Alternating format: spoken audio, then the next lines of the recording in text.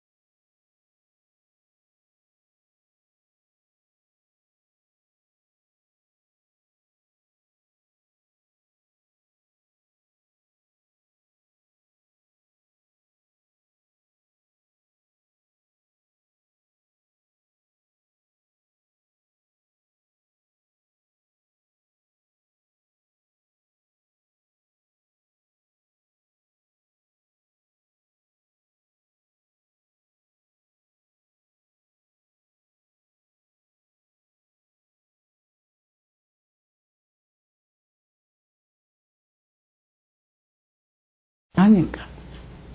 예. 시켜서 하는 일이 되고 마지못해서 하는 일이 되기 때문에. 그래서 오늘 제가 이 강의를 하면서 여러분들에게 우리 교회에도 한 성령에 의해서 여러분들에게 합당한 은사를 내려주시기를 기도한다는 것입니다. 여러분들도 구해야 됩니다. 그냥 목사가 너 이거 해 해서 그냥 맡아서 하는 거, 그걸로 할 수 있습니다. 그러나 은사를 따라서 해야 된다는 것입니다. 은사에 의해서 하는 거라면 하나님의 영광을 위해서 하게 되는 것입니다. 자기가 희생되면서 하나님의 영광을 구하는 것입니다. 자, 또 어떤 것이 지혜의 은사일까요? 여러분, 그 지혜의 은사라는 것은 매우 중요한 부분을 차지하고 있는데요. 또 사도행전 우리가 19장을 한번 살펴보도록 하겠습니다. 여러분, 사도행전 19장을 보십시오. 두 번째의 문제가 일어났습니다. 첫 번째는 사도들로 말씀에 전념하지 못하고 기도하지 못하게 하는 것이 사탄의 청책략이었습니다. 그것을 지혜의 은사로서, 지혜의 말씀의 은사로서 해결을 했습니다. 그런데 사도행전 19장을 보면 또 다른 일이 일어나고 있습니다. 19절부터 20절을 보죠. 사도행전 15장이 되겠습니다. 15장 19절부터 20절을 보면, 그러므로 내 의견은 이방인 중에 하나님께로 돌아오는 자를 괴롭게 말고 다만 우상에 돌아온 것과 음행과 목매어 죽인 것과 피를 멀리하라고 전파하는 것이 가하니. 이것도 어떤 문제가 발생을 했냐면요, 자, 이제 그 5절에서 보십니다. 바리새파 중에 어떤 믿는 사람들이 일어나 말하되 이방인에게 할례를 주고 모세의 율법을 지키라 명하는 것이 마땅하니라. 교대 안에, 초대 교회 안에 이제 정말 율법을 따라야 된다는, 모세의 율법을 따라서 할례를 받아야 된다는 그런 주장과 오직 믿음으로 구원을 얻었다는 그런 주장이 마찰이 일어난 것입니다. 교리적인 마찰이 일어난 거예요. 이 교리적인 마찰이 일어났을 때 6절 보면 사도와 장로들이 이 일을 의논하러 모여 많은 변론이 있었어요. 그러니까 이 지도자들이 함께 모여서 많은 토론을 한 겁니다. 베드로가 일어나 말하되 형제들아 너희도 알거니와 하나님이 이방인들로 내 입에서 복음의 말씀을 들어 믿게 하시려고 오래전부터 너희 가운데 나를 택하시고 또 마음을 아시는 하나님이 우리에게와 같이 저희에게도 성령을 주어 증거하시고 믿음으로 저희 마음을 깨끗하게 하사 저희나 우리나 분간치 아니하셨느니라. 그런데 지금 너희가 어찌하여 하나님을 시험하여 우리 조상과 우리도 능히 매지 못하던 멍에를 제자들의 목에 두려 하느냐. 우리가 저희와 동일하게 주 예수의 은혜로 받는 줄을 믿노라 하니라. 여기서 지금 베드로는 무엇을 주장하는 겁니까? 여러 많은 사람들 중에 주께서 특별히 나를 택하셔서 내 입술에 나오는 복음의 말씀으로 그 권한을 주셨다는 것입니다. 네. 우리가 예수께서 사도를 택하신 중에 특히 더 베드로를 택하셔서, 그죠? 예. 복음의 말씀을 들어 믿게 하시려고 오래전부터 너희 가운데서 나를 택했다는 것입니다. 사도를 택했다는 것입니다. 택함에 대한 언급을 했습니다. 그리고 이제 하나님께서 이방인이나 유대인이나 차별 없이 오직 믿음으로 구원을 얻게 하는 그 복음을 주셨다는 것을 언급하고 있습니다. 이것이 무엇일까요? 성경에 근거한 그 문제를 해결하는 실마리가 된 것입니다. 그렇지만 이것만 가지고는 완전히 해결이 안 됐어요. 왜 그랬을까요? 이방인은 이방인들의 생활 문화가 달랐어요. 유대인은 어려서부터 금욕주의로 자랐습니다. 그죠? 먹지 않을 것을 정하고 먹을 것과 먹지 못할 것을 정하고 살아왔어요. 그리고 음행이라든가 또 이런 것을 잘못하면 돌로 쳐 죽여야 되는 그런 율법, 어마어마한 율법을 암송하면서 율법 속에서 태어나고 율법 속에서 살아왔습니다. 그런데 교회 안에 이방인과 갖춰지면서 어떤 문제가 생길까요? 이방인들은 그러한 음행이라든가 아니면 음식을 먹는 것에 규제를 두지 않고 자유스럽게 살았습니다. 그러니까 문화적인 충돌이 생길 수밖에 없습니다. 베드로는 하나님의 주권 속에 선택하신 그 사도들을 통해서 역사하시는 주권을 언급했지만 문화의 충돌에 대해서는 다른 조치가 필요했던 것입니다. 그래서 예수님의 형제인 야고보가 일어나서 얘기를 하는 것입니다. 자, 그 말을 한번 잠깐 보죠. 자, 이제 이 16절을 보면 13절을 보면 야고보가 대답하여 가로되 형제들아 내 말을 들으라. 하나님이 처음으로 이방인 중에서 자기 이름을 위할 백성을 취하시려고 저희를 권고하신 것을 시몬이 권고하였으니 선지자들의 말씀이 이와 합하도다. 기록된 바 이후에 내가 돌아와서 다윗의 무너진 장막을 다시 지으며 또 그 퇴락한 것을 다시 지어 일으키리니 이는 그 남은 사람과 내 이름으로 일컬음을 받는 모든 이방인들로 주를 찾게 하려 함이라 하셨으니 즉 예로부터 이것을 알게 하시는 주의 말씀이라 함과 같으니라. 그러므로 내 의견에는 이방인 중에서 하나님께로 돌아오는 자들을 괴롭게 하지 말고 다만 우상에 들어온 것과 음행과 목매어 죽인 것과 피를 멀리하라고 편지하는 것이 가하다. 이 말은 무엇입니까?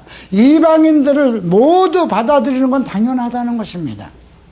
그것이 복음의 전제입니다. 다만 이방인들이 하나님을 믿지 않았을 때 행했던 음행이라든가 또 목매어 죽인 것, 저주받은 것이죠. 그리고 피, 이런 것에 소홀히 했던 것에 대해서는 성경적, 이스라엘 백성들이 따르던 율법적인 그러한 성경적인 것이라도 그대로 따라야 된다는 것입니다. 그래서 이러한 지혜가 나타남으로 인해서 결국은 모든 사람들이 이제 그 지혜의 말씀에 따라서 복종을 했다는 것입니다. 하나님이 지혜를 주신 것은 어떠한 문제를 해결하기 위한 것이에요. 자, 그러면 지식의 말씀과 지혜의 말씀의 차이가 무엇일까요? 한번 생각해 봐야 돼요. 지식은 많은 자료를 필요로 합니다. 엄청난 많은 자료가 필요해요. 그래서 여러분들이 초등학교 때부터 공부를 하고 대학교 박사과정도 공부하는 겁니다. 많은 자료가 필요하고 정보가 필요합니다. 그것이 지식입니다. 그러면 지혜는 무엇일까요? 어떤 문제를 해결하는 능력입니다. 자, 그러면 하나님의 지식의 말씀의 은사가 나타나려면 무엇을 많이 공부해야 될까요? 성경입니다. 성경을 많이 공부하고 연구하고 그것의 적용점이라든가 해석 부분에 대해서 충분히 공부를 해야 됩니다. 그러면 성경을 가르칠 수 있는 지식의 말씀이 나타날 수 있습니다. 그러면 성경을 많이 안다고 해서 그걸 사회에 적용할 수 있는 것이 쉬운 것은 아닙니다. 생활에 적용하는 것은 쉬운 것은 아닙니다. 그래서 카운슬러가 나오는 건데 카운슬러는 말씀을 기반으로 해서 어떤 문제에 대한 답변을 해주는 것이죠. 그러니까 우리가 예수 그리스도를 가리켜서 원더풀 카운슬러라고 지칭한 것은 그가 지혜의 말씀과 지식의 말씀과 지혜의 말씀의 공통적인 그러한 능력을 가지고 있다는 것입니다. 그래서 지혜는 어떤 문제가 발생됐을 때 해결하는 능력입니다. 그래서 우리가 맨 위에 지혜의 말씀의 은사가 나오고 그 다음에 지식의 말씀이 나옵니다. 그 다음에 서열이 무엇일까요? 믿음입니다. 믿음과 지식과 지혜의 말씀. 믿음이 있어야 지식의 말씀이 쌓여질 수 있고요. 지식의 말씀이 쌓여질 수 있었을 때 지혜의 은사가 나타날 수 있는 것입니다. 물론 하나님께서는 각자에게 그런 것을 주지만 준비가 안 된 사람들에게는 안 줄 것입니다. 그죠? 지식의 말씀을 갖추지 못한 사람에게 어떻게 지혜를 주겠어요? 지금 이 야고보가 생각해 보세요. 야고보는 예수님 시대에 그리스도를 예수님의 사역에 대해서 찬성하던 사람입니까? 반대하던 사람입니까? 반대하던 사람이에요. 그는 그냥 율법 생활을 하던 사람이에요. 그리고 예수님께서 자유스럽게 복음을 전하고자 이제 하나님의 아들로 사역할 때 상당히 예수님에 대해서 비방까지 했었던 사람이에요. 그렇죠? 그런데도 예수님이 십자가에 못 박아 죽으시고 난 후에 야고보는 지도자가 되었습니다. 예루살렘의 성도들을 이끄는 교회의 지도자가 되었습니다. 그런데 지금 이 모든 것을 보면 지금 13절부터 쭉 나오는 것을 보면 구약에 있는 모든 말씀을 통달하고 있었다는 것입니다. 그가 만약에 성경을 보지도 않고 말씀을 알지 못했다면 이런 지식이 나올까요? 그러니까 지식의 은사는 그냥 하나님께서 덮어놓고 그냥 알게 하는 그런 것이 아니고 어떠한 내가 성경적 기초를 갖추고 있어야 된다는 것입니다. 그래서 여러분들에게 아무에게나 주시는 것이 지식의 은사는 아니라는 것을 이해할 필요가 있습니다. 자, 이제 그러면 지혜의 은사를 우리가 어떻게 구해야 될까요? 그 에베소서 1장 17절에 보면 바울은 이렇게 기도합니다. 우리 주 예수 그리스도의 하나님 영광의 아버지께서 지혜의 계시와 의 정신을 너희에게 주사 하나님을 알게 하시고 지혜를 줘서 하나님을 알게 해달라고 기도하고 있습니다.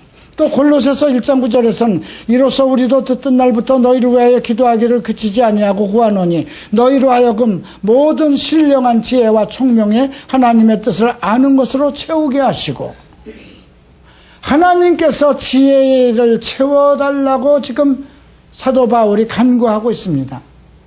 그러니까 여러분들도 지혜의 말씀을 받을 수는 있다는 것입니다. 그러기 위해서는 어떻게 될까요? 여러분들이 계시의 정신, 지혜의 정신을 갖고자 하는 성도로서의 온전한 생활을 해야 될 것입니다. 자, 이제 지식의 말씀을 살펴보도록 하겠습니다. 자, 초자연적인 이 지식의 말씀은 내가 아는 것과 또 다른 초자연적인 것일 수 있습니다.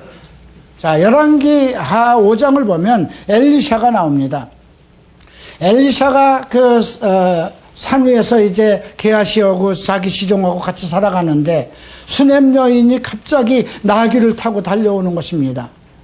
그런데 저 멀리서 오다가 말에서 내려와서 나한테 쏜살같이 달려옵니다. 그래서 엘리샤가 이렇게 보고 저건 수넴 여인 아니냐. 그런데 그 여인이 와서 엘리야의 발을 가만히 이렇게 앉습니다. 그 게하시가 그걸 보더니 정말 자기 거룩하신 종 앞에 한 여자가 와서 이렇게 그 발을 이렇게 안으니까 깜짝 놀라서 그걸 말리려고 합니다. 그때 한 말이 있습니다. 말리지 마라. 하나님께서 그의 심중에 많은 것이 있지만 내게 감추셨도다. 그 마음의 아픔을 내게 감추셨도다. 엘리야는 누굽니까? 하나님의 지혜와 지시와 예언을 받은 사람입니다. 그 게하시가 나아만 장군에게 가서 몰래 가서 물품을 은과 이렇게 옷도 좋은 옷을 이렇게 받아가지고 왔을 때 집에 있었던 엘리샤가 그걸 알고 있었습니다. 그래서 몰래 게하시가 그걸 감춰두고 시침을 뚝 두고 자기 스승 앞에 나타났을 때 네가 지금 우리가 은을 받고 금을 받을 때냐? 네가 그것을 받을 때에 내 심령이 감각되지 않았느냐? 어찌 은을 받으며 옷을 받으며 감남원이나 포도원이나 양이나 소나 남종이나 여종을 받을 때냐? 이렇게 물어봤어요. 근데 그 말이 좀 이상해. 물어본 말이. 왜냐하면 가서 지금 우리 지금 선생의 제자 중에 두 사람이 먼 길을 왔는데 그에게 좀 줄 것을 좀 우리 스승이 달라고 그래서 은을 좀 받아가지고 오고 옷 두 벌을 받아가지고 온 것 뿐이거든요. 그런데 엘리샤는 지금 어찌 은을 받으며 옷을 받으며 감남원이나 포도원이나 양이나 소나 남종이나 여종을 받을 때냐 이렇게 물어봤어요. 그건 무슨 뜻입니까? 게하시가 꿈을 꾸고 있었던 겁니다. 내가 가서 은달 몇 달란트를 받아오면 그걸 가지고 내가 따로 나가서 과수원도 짓고 목장도 꾸미고 여종 남종을 두고 내가 호의호식해야지. 그 마음속에 있는 그걸 알한 것입니다. 그래서 엘리샤가 내가 그 수레에서 내려서 나아만 장군을 만날 때에 내 심령이 내게 감각되지 아니었느냐? 양심에 걸리지 않았느냐? 뭔가 내가 떠오르지 않았느냐? 이런 말을 한 겁니다. 하나님께서 주신 말이 아니라 하나님께서 그걸 알게 하신 겁니다. 그것이 초자연적인 지식의 말씀입니다. 여러분들도 있을 수 있어요. 그죠? 집에 딱 왔는데 아들놈이 뭔가 잘못해놨어. 근데 척 아는 거야. 그냥 심중으로 이놈이 이런 일을 했겠구나. 예. 그런 것이 하나의 초자연적인 그 지식의 말씀이 될 수 있습니다. 또 신약에서 나타난 지식의 말씀은 무엇일까요? 자, 예수님께서 가시다가 물어봅니다. 세상 사람들은 나를 뭐라고 그러느냐? 예, 엘리야요? 아니면 그 구약의 선지자 중에 하나입니다. 그랬더니 베드로가 그러면 예수님이 너희는 나를 누구라고 부르느냐? 베드로가 대답하여 뭐라고 그럽니까? 주는 그리스도의 살아계신 하나님의 아들입니다. 이렇게 대답했죠. 그러니까 예수님이 그 대답을 들으시고 시몬아 내가 복이 있도다. 이를 내게 알게 하신 이는 혈육이 아니요 하늘에 계신 내 아버지다. 그것도 지식의 말씀입니다. 전혀 인간으로서 생각할 수 없는 그러한 지식, 하나님만이 알고 있는 그런 지식을 대답했기 때문입니다. 그러면 모든 지식을 우리가 다 가질 수 있을까요? 예수님도 모든 지식, 하나님만이 알고 있는 지식을 다 가지고 있었을까요? 아닙니다. 예수님의 재림에 대해서는 아들도 모르고 천사들도 모른다고 그랬어요. 오직 아버지만 아신다고 그랬죠. 이건 무엇입니까? 지식의 말씀은 제한이 있을 수 있다는 것입니다. 모든 것을 다 안다는 것은 아닙니다. 아까 얘기했듯이 엘리샤가 사람의 모든 심령을 다 정말 자기 제자의 심령을 꿰뚫어 보는데도 불구하고 한 여자 성도가 정말 자기 아들이 죽어서 그 죽은 아들을 그 다락에다 눕혀놓고 정말 말을 타고 달려와 가지고 그 아픈 심령을 말도 못하고 그 선지자 엘리야의 발을 이렇게 안으려고 그랬을 때 저 마음속에 심령에 괴로움이 있다마는 하나님께서 내게 알리지 아니하셨다 그랬어요. 저는 그 말씀을 공감을 갑니다. 왜 그러셨을까요? 아니 주의 종이 성도들의 그 모든 사생활에 있는 그 심령에 있는 걸 다 알면 성도들이 무서워서 어떻게 살겠어요. 그죠? 못 사는 거죠. 네? 자, 저 집사가 어제 뭘 잘못했겠구나. 그걸 내가 빤히 보고 있다면. 근데 빤히 보고 있는 것처럼 얘기하는 사람들도 많아요. 그죠? 아닙니다. 하나님께서 이런 부분에 대해서는 알지 않게 하셨다는 것입니다. 그래서 지식의 말씀의 은사는 다른 사람이 전혀 알 수 없는 것인데 오직 하나님만이 알 수 있는 것을 알게 하시는 겁니다. 그러나 지식의 은사는 누구나 다 그 모든 것을 다 알도록 하시지는 않았다는 것이죠. 지식의 은사는 제한이 있음을 우리가 알 수가 있습니다. 예수님께서는 어땠을까요? 모든 사람의 마음을 아시기 때문에 저가 사람에게 자기를 의탁하지 않았다고 그랬습니다. 사람의 마음을 아시는 것이었어요. 그러니까 모든 일을 하실 수 있죠. 그 사람과 대화를 할 수 있죠. 자, 부모는 자식의 마음을 알 수 있습니다. 근데 자식은 부모의 마음을 알 수 없습니다. 부부는 서로 마음을 알 수가 있습니다. 그러나 다 아는 것은 아니죠. 자, 이제 마지막으로 우리가 믿음의 은사에 대해서 살펴보겠습니다. 흥미롭게도 믿음이라는 단어는 신약에서는 247번이나 나오는데 구약에서는 딱 2번 나옵니다. 신명기 32장에서 나오고 하박국에서 딱 1번 나옵니다. 그래서 왜 그럴까요? 이 믿음이라는 것은 복음에 속한 것이기 때문에 그렇습니다. 믿음이라는 단어가 구약에서 딱 2번밖에 안 나온다는 거 신기하지 않습니까? 여러분, 이 믿음은 그래서 우리가 어떻게 볼 수 있냐면 믿음이 크냐 작으냐 이렇게 나눌 수 있죠. 그죠? 믿음이 크냐 작으냐. 또 믿음이 있다 없다로 나누어집니다. 믿음의 유무로 나누어질 수 있고 믿음이 크냐 작으냐로 나누어질 수 있습니다. 자, 그래서 믿음이 큰 사람들이 받은 축복이 많죠. 수로보니게 여인이 자기 딸이 귀신이 들렸을 때 주님께 나와서 내 딸이 흉악히 귀신이 들렸습니다. 불쌍히 여겨주시옵소서. 그랬을 때 예수님께서 뭐라고 그랬습니까? 자녀의 떡을 취해서 개에게 줄 수는 없지 않느냐 그랬더니 예, 상 아래에 있는 개들도 아이들이 주는 부스러기를 먹고 자랍니다. 그 말을 했더니 예수님께서 내가 그 말을 했더니 내 믿음이 크도다. 내 딸이 흉악 귀신에게서 풀렸느니라. 부모의 어머니의 믿음으로 귀신에 사로잡힌 딸의 그 귀신을 풀을 수 있는 그런 능력이 있었습니다. 또 어떤 일이 있습니까? 혈루병 여인도 마찬가지입니다. 혈루병 여인이 내가 이 옷깃만 잡아도 내가 나을 것이라는 그러한 믿음을 가졌어요. 그랬을 때 내 딸아 내 믿음이 크도다 이렇게 말씀하셨죠. 또 어떤 중풍병자가 있습니다. 네, 중풍병자가 내가 예수님을 만나면 일어날 것이다. 죄 사함을 받을 것이라는 확신이 있었어요. 그래서 예수님이 소자의 내 믿음이 크도다. 이것은 무엇을 요구하는 것입니까? 우리의 믿음이 성장되어야 될 것을 요구하는 것입니다. 자, 그러면 믿음의 종류는 또 무엇일까요? 신유의 믿음, 아까 얘기한 그 혈루병 여인은 신유의 은사를 그런 믿음이었죠. 또 가장 중요한 것은 저는 약속의 말씀을 신뢰하는 믿음이 필요하다고 생각합니다.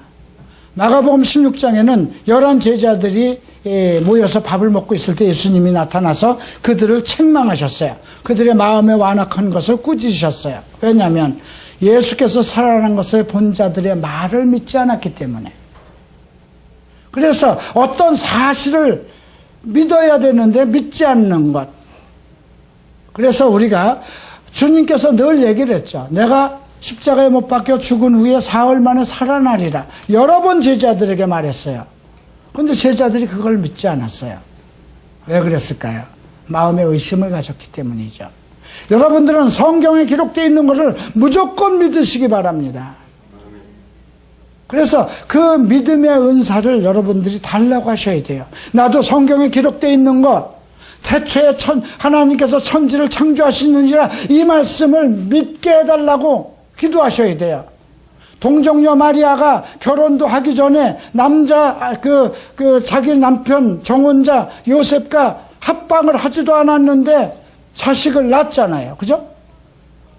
그것에 대해서 아멘하고 믿을 수 있어야 돼요.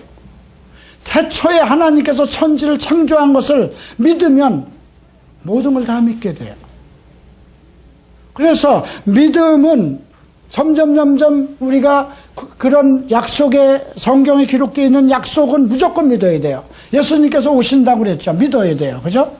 우리가 거룩한 성도로서 살아가면 천사장의 나팔 소리와 함께 우리를 들러올리신다는 말씀이 있죠. 믿어야 돼요. 그죠?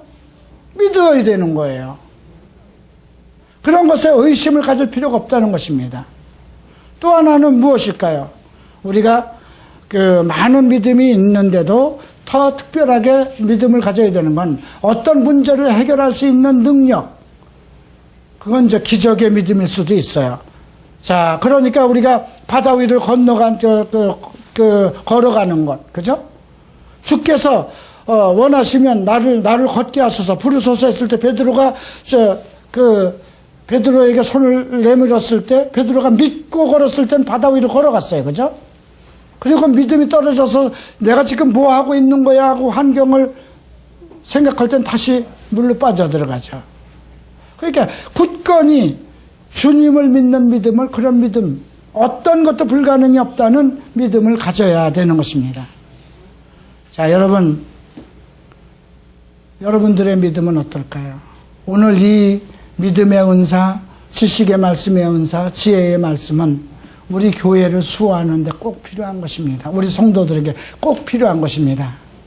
여러분들도 이 믿음의 은사를, 또 이 지식의 말씀의 은사를, 또 세상의 모든 문제를 해결할 수 있는 지혜의 말씀의 은사를 달라고 기도해야 될 것입니다. 기도하겠습니다. 일어나시기 바랍니다. 존귀하신 주님.